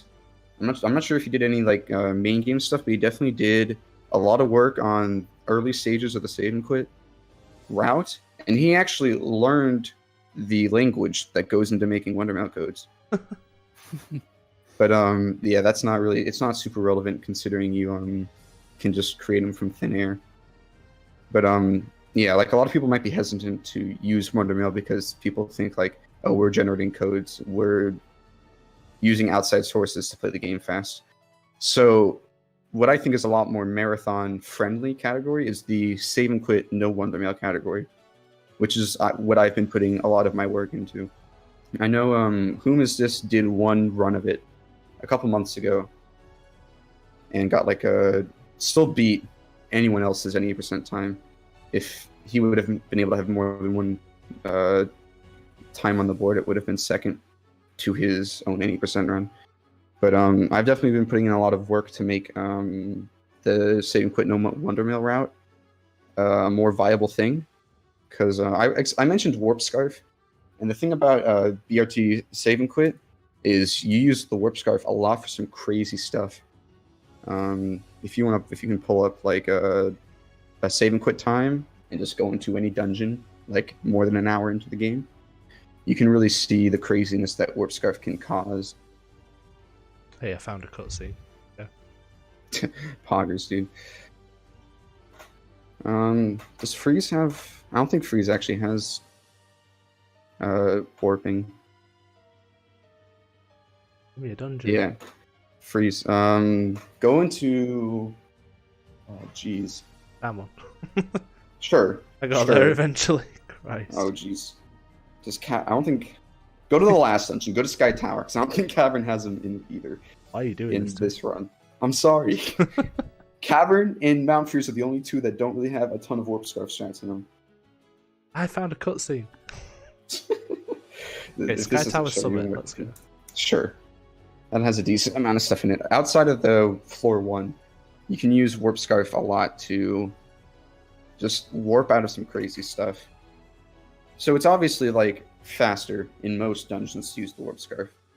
So I'm working on finding out how to get it from the ground as quickly as you can, and then using it the rest of the way through. Oh, there's the Warp Scarf. Yeah, that was good. Liked that. Really?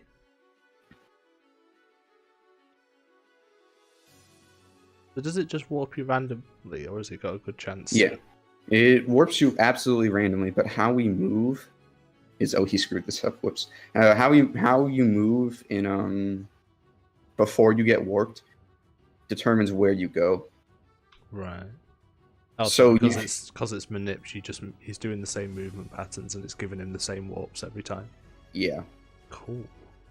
So like I've been working on trying to find a warp scarf earlier than like the earliest chance you can get it, so I can use it the rest of the run, because it's obviously faster to use it. I've said this way too many times, but yeah, that's what I've really been doing. I've delved into other like niche categories, like all icon single segment and things of that nature, but this is really what I've been putting my time into when I've gotten time. That and the tournament, I'm like the main head, with like me and Halpery are the two main guys running the rando tournament right now, which sinks a lot of my time. Nice. Oh well, fingers crossed for interesting new route then, if you can find the magical warp scarf. Thank you. So I think our last one for the day, main topic wise, just gonna pull up. He was here on the last podcast, Mr. Ty Kevin's new TAS for Yellow NSC. He actually did, well, showcase this TAS on console at GDQx, but unfortunately there's no VOD up for it yet. So, give you the brand new 10-second time saver over that one. Uploaded that. Yeah, so... Where did you save the 10 seconds? I don't know. To be honest, at this point, this run is... It looks so nutty, I couldn't even tell you what's going on. The screen's green. Yeah. I don't know. Yeah.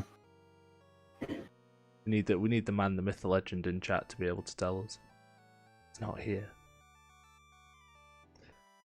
Yeah, this is task time, and it's gone down to 10 minutes and 5 seconds. I've been working on this for a while.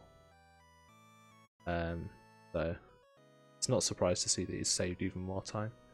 And it was nice to see the debut of it at GDQx. We were also hoping to see Exarion do a crystal run. Unfortunately, it ended up in a car accident just before going. So to play it safe, he dipped out of his run. So we're all wishing him the best. Hopefully he gets back from that as soon as he can. Indeed. It's a shame it happened when it did. Imagine he was looking forward to his run. It always sucks when you like have to pull out of a marathon for whatever reason. Well, definitely, if he's not feeling it, it's definitely a good thing that he came out of it. Crystal is a hell of a run to do as well. Yeah. Like, it's a long category to sit through. Mm-hmm. I don't think there's any other big marathon appearances that I've heard of. I don't know if anybody else knows of anybody that's showing up at a marathon soon. I don't think that, from what I can tell, there's not many marathons that are slotted soon. Yeah, we're all getting close to Christmas now, so everything winds down. Mm-hmm. So, I think with that, it's time for Amoeba's favourite as ever. Going to go into the leaderboard roundup. So, start with the classic Gen 1 game. Open up red. We have a new top 10 time. Oh, if it ever loads. Shoutouts to SRC. Just a loved website that it can never load anything. Everybody's on it all the time. 9th place for Mr. SL Weed. Ty's Crazy Dance Time, I think is kind of impressive of its own. Also Nox Quailagging out of top 10. I know he was happy to, I think he got his PB last month and he was happy to make top 10 in all of his games. So that was a swift booting out. It just gives him the option to come back and get top 10 again. I think I've already seen him doing streams for it. I think he's already back to running red. Just to get back to that. Surprisingly quiet towards the top end of red. We go all the way down. The next PB is down in 85th for Spyraster. I think that is Canadian runner. Still got lots to improve. Possibly one to watch. 129th for Aspic. 170th for Kado1423. 201st for Carge2765. That's his first attempt. I'm curious if he's new to all speedrunning or it's just Pokemon. Oh no, that's his first speedrun. And he gets a 204. I think that's pretty good. Interested to see where he goes from there. 215th for Shyman. 268th for Carson. Where are you? That looks like Kalas. I think I'm going to go for that. 280th for Spitball Idea. Good. 287th for Speedrunner 0218. 299 for Curry Base, who I think showed up in last month's. I think that's a... No, I'm full of shit. Don't know what I'm talking about. Oh, it did show up in last month's because we actually covered it in last month, that's why. We just included it again. I'm good at what I do. 303rd for Snoopy 1 Alpha, it's another German runner. And 323rd for Bobzia, who I believe... Yes, is the blindfolded guy. We actually covered this run. Wait, is that the blindfolded guy? Yeah, we actually covered this run last month, but I guess it only got submitted. He did the whole Yes. red and blind. Oh my goodness, it's crazy. Because I think 2 months ago he popped up in the podcast because he did NSC blindfolded and he got a pretty stonking time. Like it was like less than 15 minutes or something silly. So yeah, so he gets a 314 glitchless. I can imagine. I don't want to dwell on this, but I can imagine the amount of like brain power you're gonna have to exert to remember exactly where you are, especially like with Mount Moon encounters and stuff like that. He, I think, especially for the NSC one, he was doing a lot of the manips, which really impressed me. But a lot of those are very timing based. Moving on to NSC, 29th for Ebony Zero. And 49th for Spyraster as well. So that's a glitchless and an NSC appearance. And then RBO is the only other one. It gets a stonking second place from Jim Freak. I say stonking because I don't know if he's run this category before this PB. I could be wrong.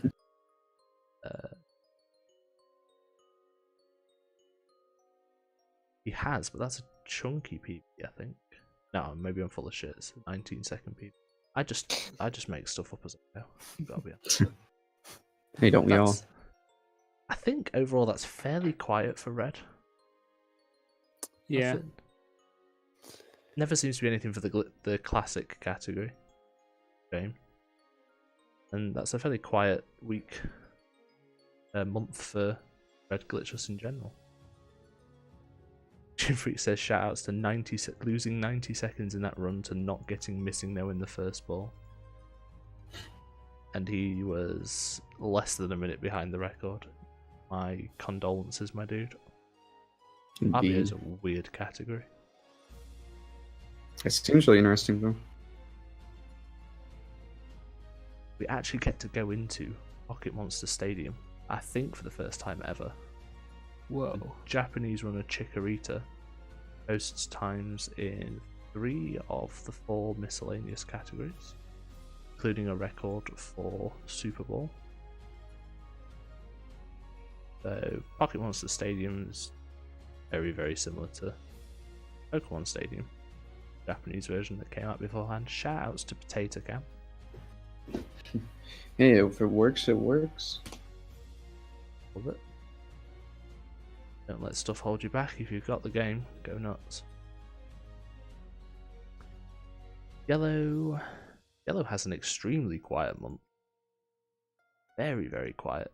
1 glitchless PB. 29th for Huang Bro. The 201. Then 1 NSC PB. 4th for Crachel. Interesting as well that Yellow NSC, nobody's coming anywhere near Pokeguy. It's the only 12 and then there's only 2 13s. Very silly. Extremely quiet unless your name is Ty Kevin. Very true. AU Pikachu gets another PB. This is, I think, the 3rd month in a row it's shown up. The best Pokemon game by far. Do you know anything about this game? Please tell me you do. The only thing I know about it is you're supposed to use a mic that you can never get anymore. Use a mic? Yeah. You have to talk to Pikachu with like a mic you're supposed to plug into your N64, I thought. Oh yeah, is it not like this yellow microphone thing? Yeah. And there was a thing that if you said PlayStation to it, Pikachu got really mad or something. Yeah. He said something like one of the consoles that was rivaling the N64 at the time. He would get like really pissed at you. But like no one could ever get it to work ever.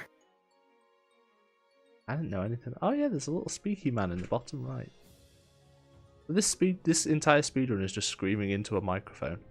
Yeah. I wonder, do they do that in the actual thing? Yeah. That's probably I think that's the only way you can play Hey You Pikachu.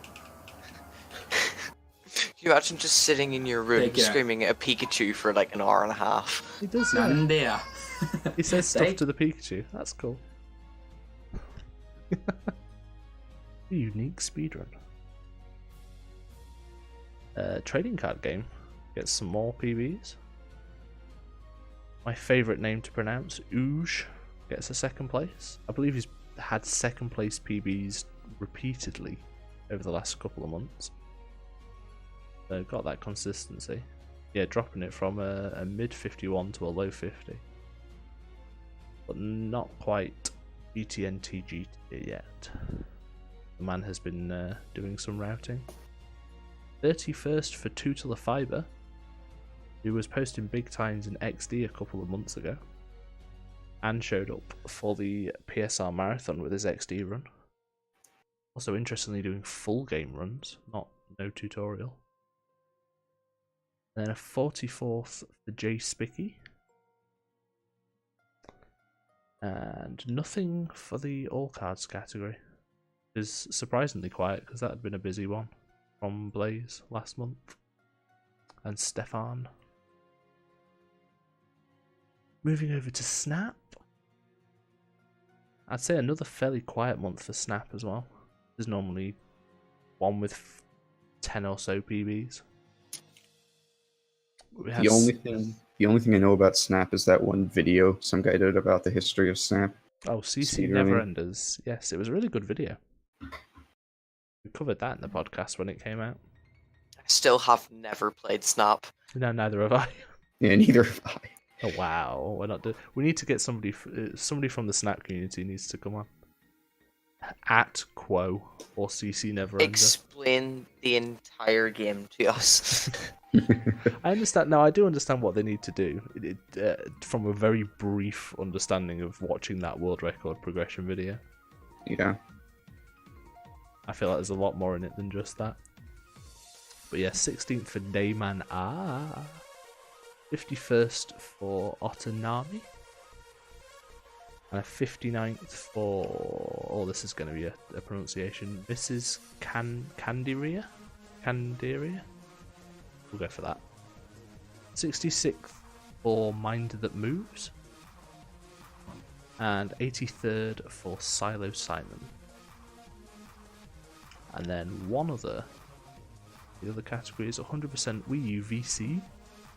It's a world record by Koto. I find it interesting that Snap has 3 different tabs, each for each version of the game.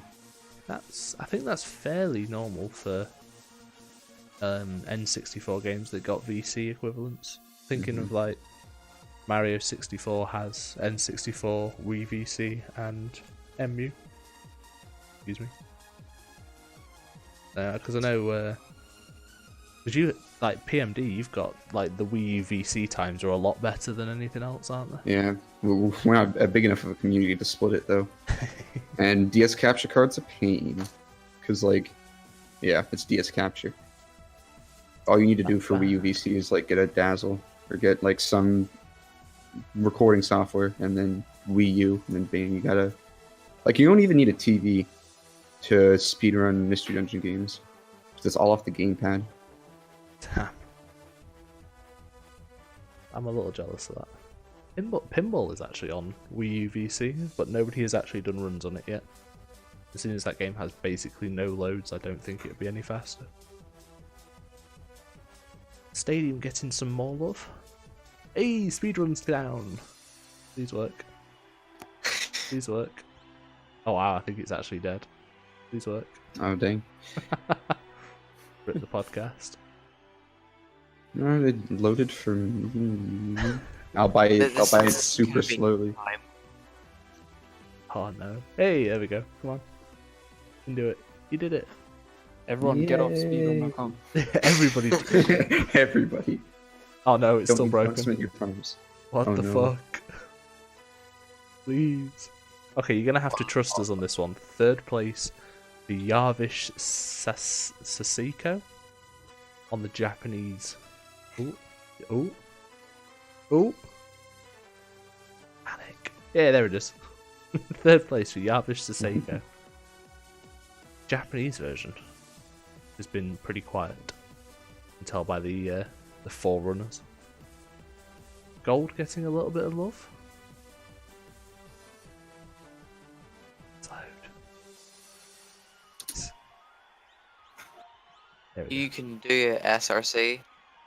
Tied 5th place for Araya, which I think we actually covered in the last month, but we'll mention Araya anyway. They recently tweeted out that their IRL situations are gonna make doing runs more difficult, which is a bit of a shame, but we wish him all the best, and hopefully he still can do runs here or there, because Araya's been putting in mad times for the year or so he's been around, I think. Keep trying to load new pages and SRC's punishing me for it. This is why you preload all your pages and you come on. God, can you imagine preloading all like 90 games? PC would never. Chrome would eat the rest of my computer. Yeah. All your left is a little Chrome icon. Not your computer's really gone. Just a little Chrome icon on the bottom of your floor.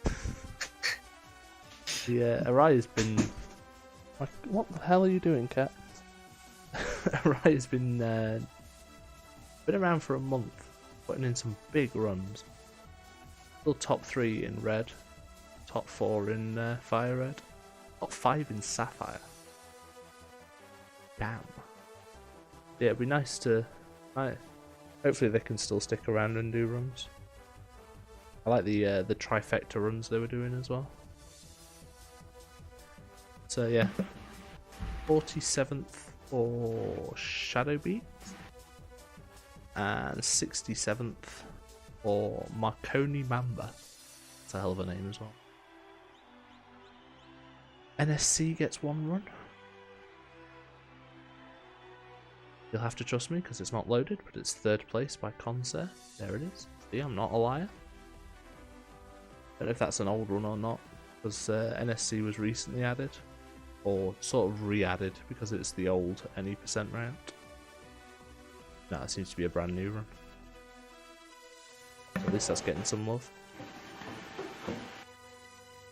Nothing for Stadium 2, which is not that unusual. Nothing for Crystal, which is a little unusual.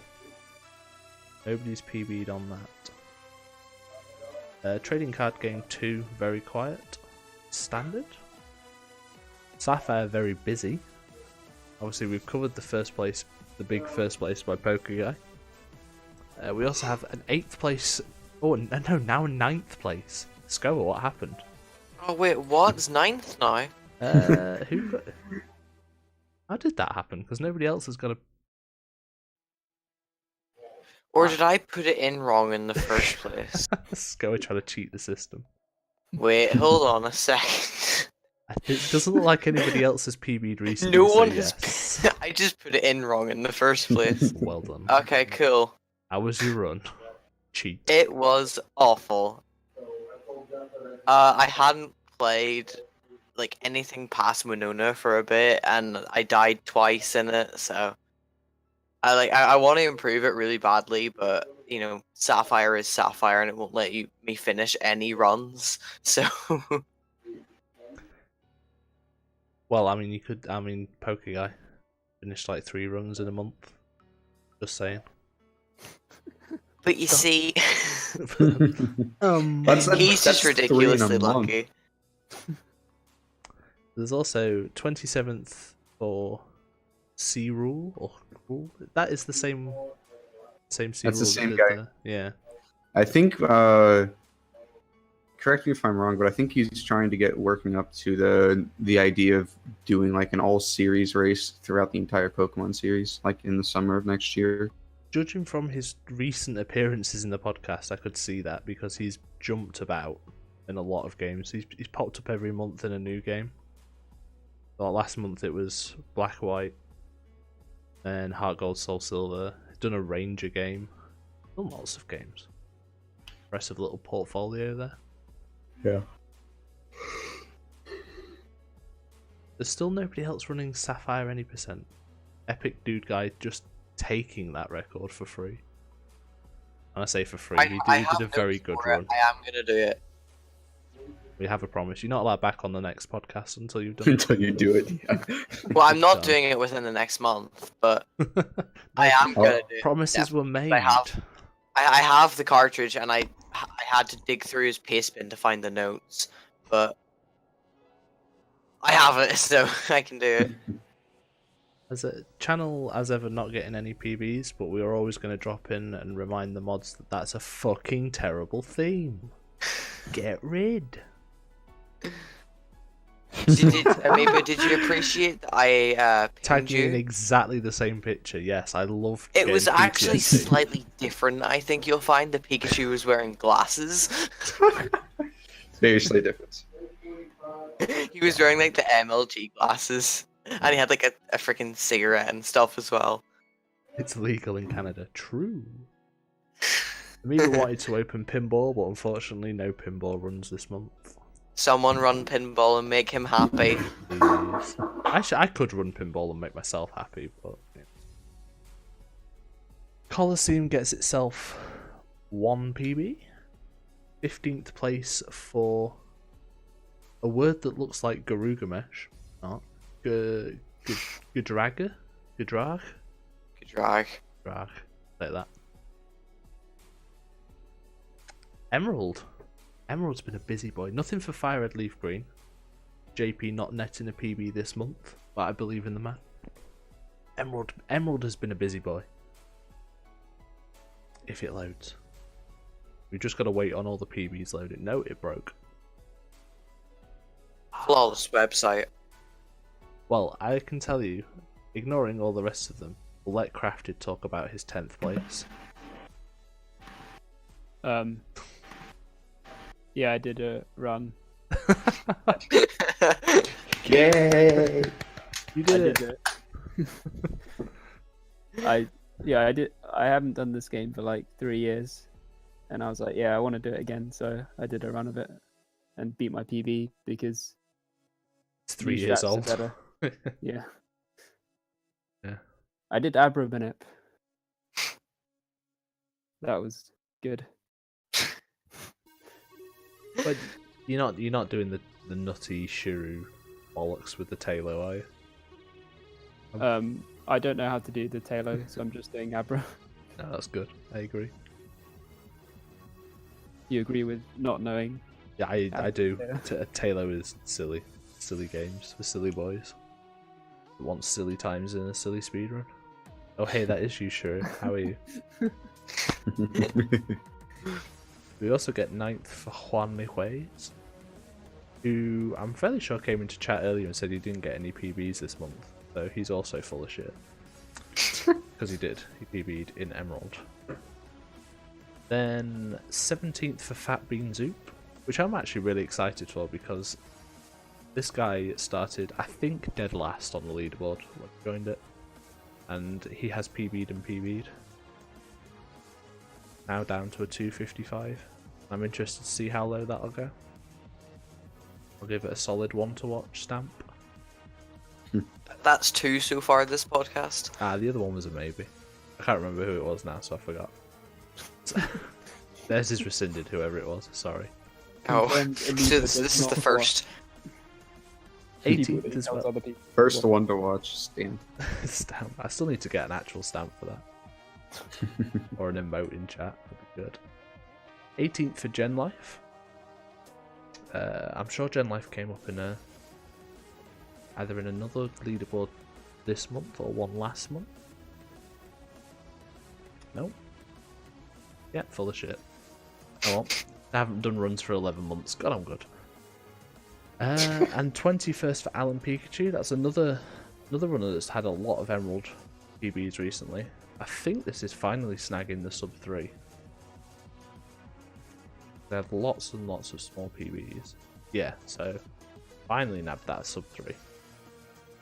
But that's four PBs in a month. Congrats to them. The anal Pikachu. Actually known. From Emerald, nothing for Dash, which is pretty standard. Nothing for XD, which is actually fairly quiet. XD's been a bit busy recently, so that's surprising. Nothing for Troze, because who would speedrun a Troze game? Or a pinball game? But we do have some Mystery Dungeon PBs. Any percents... Oh, what category is this? Single segment. I think all of these are single segment. Single segment. That's where I'm wrong. So 9th place for Kichi. And I would put my stamp of approval on Kichi. Yeah. They got sub 3 a couple days ago, which they worked all the way up from like a really high 3 hour, like a 340 something, 330 something.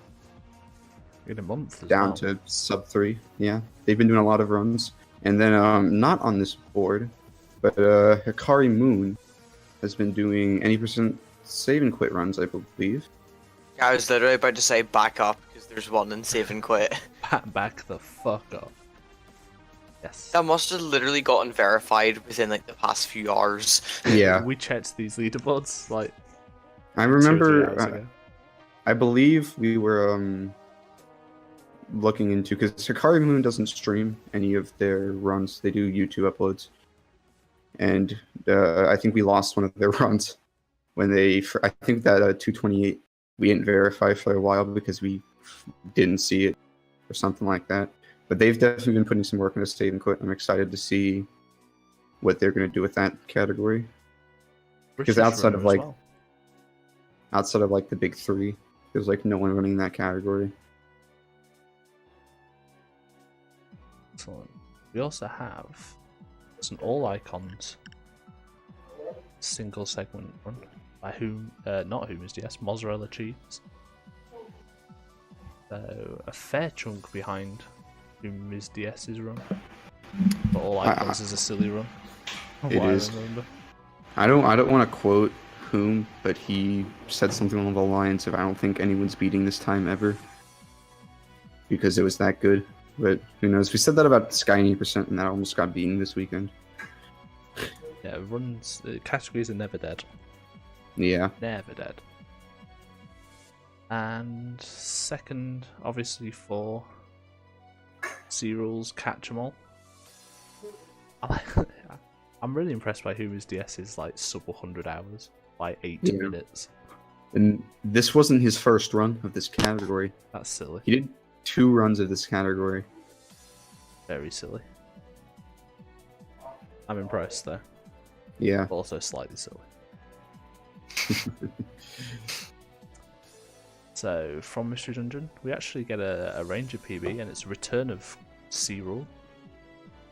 It's himself up. 4-hour run. So yeah, we're definitely seeing them dart all over the categories. Only Diamond and Pearl PB this month was Buster's Japanese record. I'd say we'd pop in and see it, but it's not loading, so we'll skip past that one. We've already discussed Buster's run. Congrats to him all the same. Mystery Dungeon Time Darkness.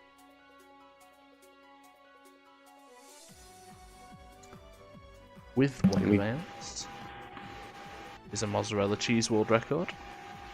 So we briefly talked about it a little bit with the new item strats a while ago. So good on cheese for always trying to find better routes for things. Is there a significant difference between time and darkness for these runs? I was thinking about that. So the only thing is item differences. I don't want to be wrong about this, but I believe darkness has a violent seed, which time doesn't, and then time has a all fear orb, which darkness doesn't. Basically, it means you have different ways of dealing with different things. It's very negligible, though. Like, no major differences that say, hey, you need to run this game over the other one. Makes sense. Where do we go from there? Platinum any percent. We have our second appearance from Gym Freak. Although I believe we may have covered this one last month. But we'll drop in and mention it. No, we didn't. It fell in just in time. Well, maybe. So Gym Freak picking himself up third place here. Platinum any percent is a silly run.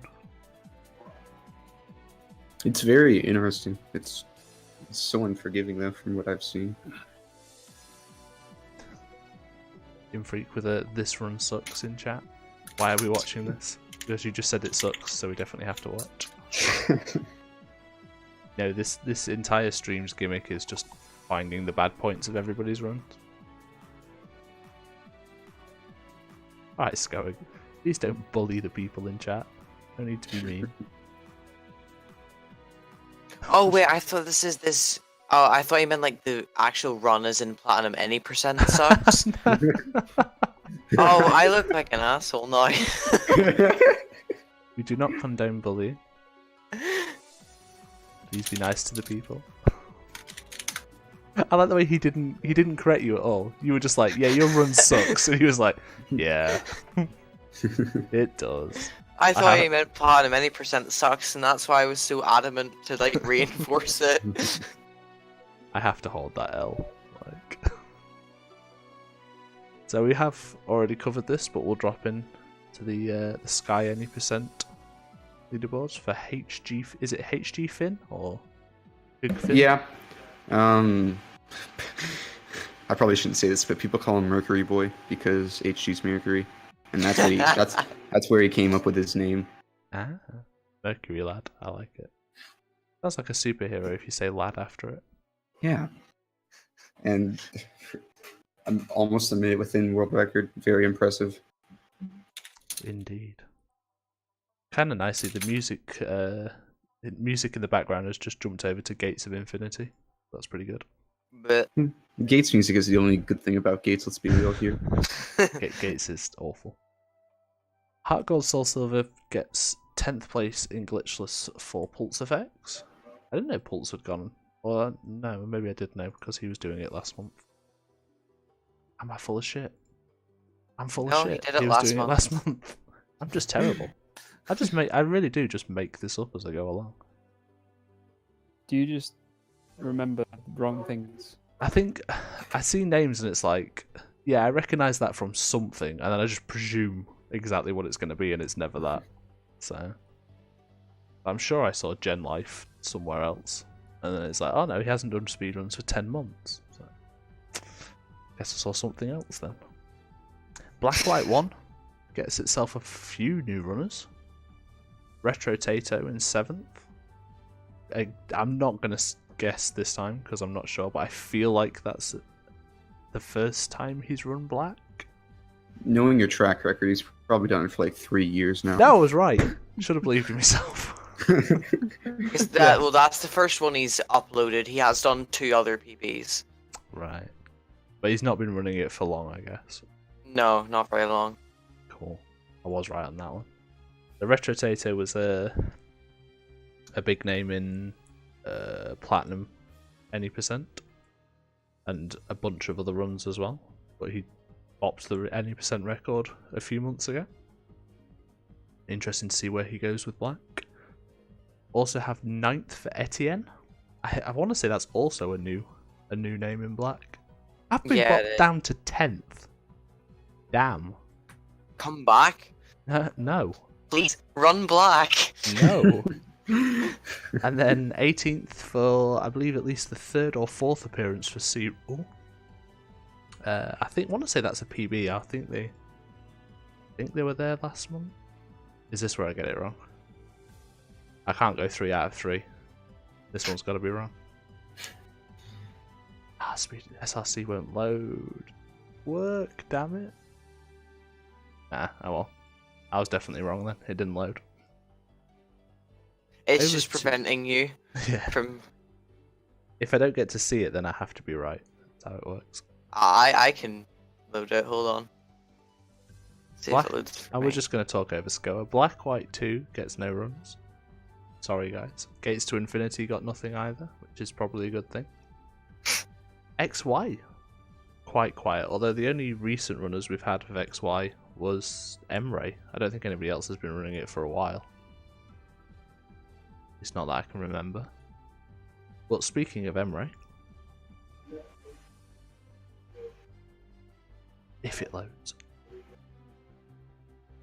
Amoeba would like to say that you were right about Black. He was here last month. Oh damn, 3 out of 3. Okay.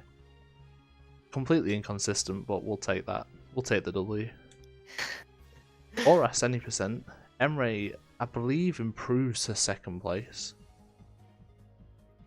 Because I think they were 2nd or 3rd last month.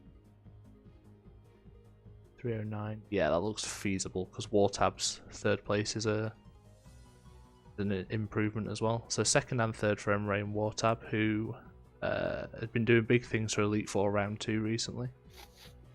Now also doing big runs in any percent. Fairly quiet on Etiquette's front. I think he's just been fairly quiet on speedruns in general for the last month or 2. It'd be nice to see if he comes back. Sometimes people need the breaks. And then an 18th for Boxmeister.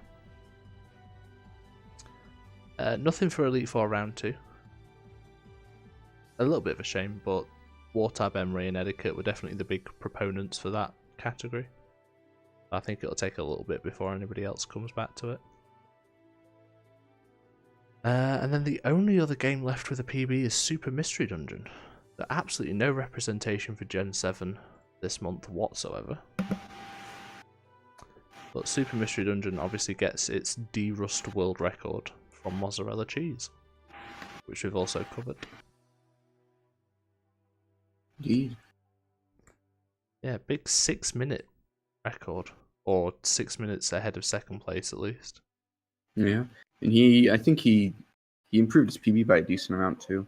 He wasn't 1st. He didn't improve world record. He took it back. If I'm not mistaken. I don't know. I might be amoeba though. Might be full of shit. 550. Yes, no, you are quite correct. You're not an amoeba. Went from a 554 to a 543. I think I remember mentioning Pestilent Box in a couple of podcasts ago because I think this is a potato cam run. Yeah, P-Box. Yeah, yes. P-Box is a tomato. It's tomato cam. Tomato cam. This tomato cam going in with the pineapple bin then. Right. Sure. Yeah. Pineapple bin. I mean, one thing to note about Super, I probably should have done this when I was talking about Cheese's run, but NTR viewer is actually legal for Super Mystery Dungeon. Oh, really? Yeah. It cuts the down only on game. lag, doesn't it? Not significant enough with Vita 3DS, because it's a new 3DS game. And what NTR does is it speeds up your 3DS to make it like a new 3DS. That's at least what our mods came to a conclusion with. Yeah. And we've done some very rigorous testing with Super to make sure it was NTR viable.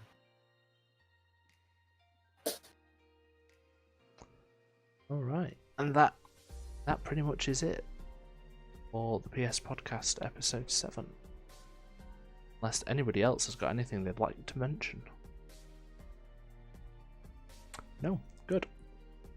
So thank you very much to everybody for watching. thank you very much, as ever, Scoa and Crafted, for joining me, and my special guest, LikeaNoob. I'm so glad we finally got somebody that knows what they're talking about PMD-wise, and boy did you come prepared. Thank you for allowing me to talk about my favorite game series of all time. It's definitely one of my biggest passions.